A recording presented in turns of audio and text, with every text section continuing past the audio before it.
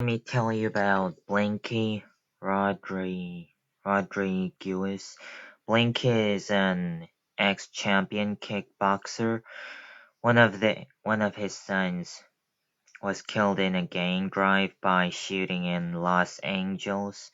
Blinky wanted revenge, but when he went to the courtroom and saw the three young men who had been arrested for the killing. He seemed to hear a voice that says, Blinky, if you care about yourself and the rest of your family, you must forgive. Well, it wasn't easy for him, as you can imagine, but somehow he managed to stop wanting to kill his son's murderers. Then he began to think about all the gang violence in his part of the city and all the young people killed for no good reason.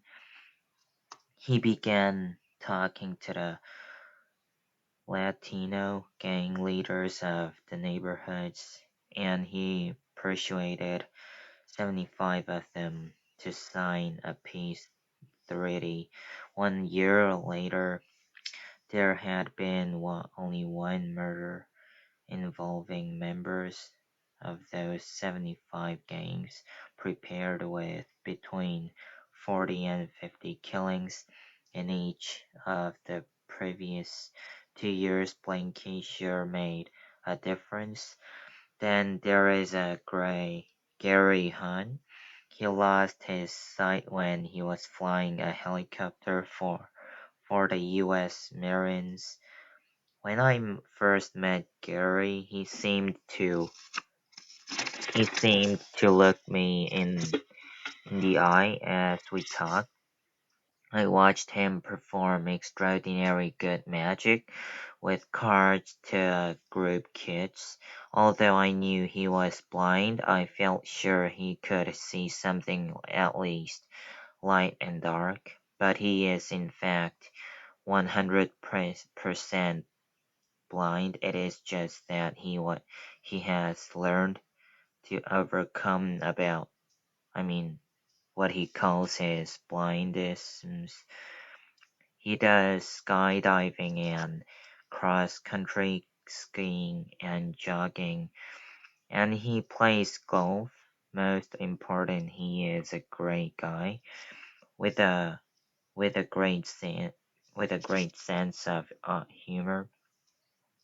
There are, without doubt, many perfectly ordinary seeming people in your community who have terrible problems, but who manage to seem cheerful and can make you smile.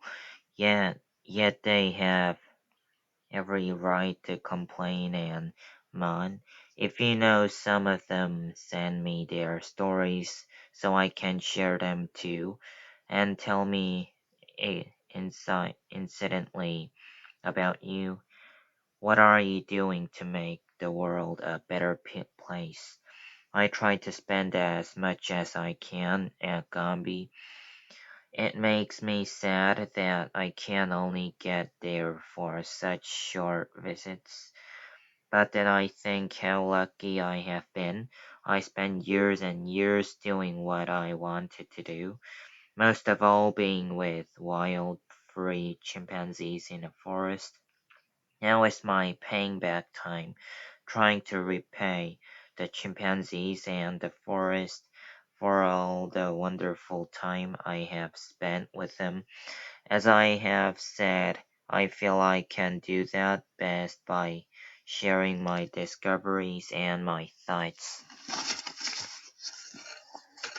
with as many people as possible, with you for example, so that you understand some of the problems the chimps and the wild places face and can help to solve them.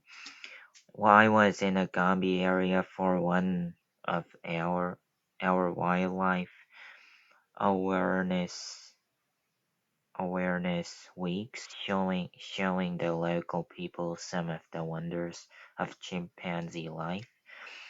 We always have a lovely display of objects used by chimps as tools.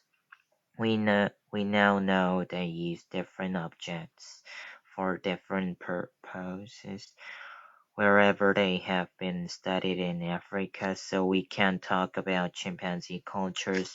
We exhibit photos and show a video of all sorts of chimpanzee behaviors, and there is a big section of the dangers of deforestation, overgrazing, and overpopulation. More than 3,000 school children visited, mostly walking for miles to get there. During the week, there were 2 days, especially for groups of roots and shoots from the surrounding schools. The members performed plays and dances and sang songs, all with environmental and wildlife messages. They were outstanding. The walls of the exhibition hall were covered with paintings and drawings, all with animals and more environmental messages, made by Roots and Shoots members from different parts of Africa. A highlight of the week was the official opening of one of our most exciting projects, Take Care, Take Care, Tanzanian reforestation, conservation and education program. It is funded by the European Union, and we hope to try to reforest the hills and mountains along the shores of Lake Tanganyika, helping the people to live in better harmony with nature. Except for the 10 miles of Gombe's shoreline, the hills along much of the lake have lost all their trees soon unless things change, the people will starve. Tech Care offers to help villagers set up nurseries so that they can grow their own trees to replace those that have been cut down. The villagers are delighted and the project seems to be working already.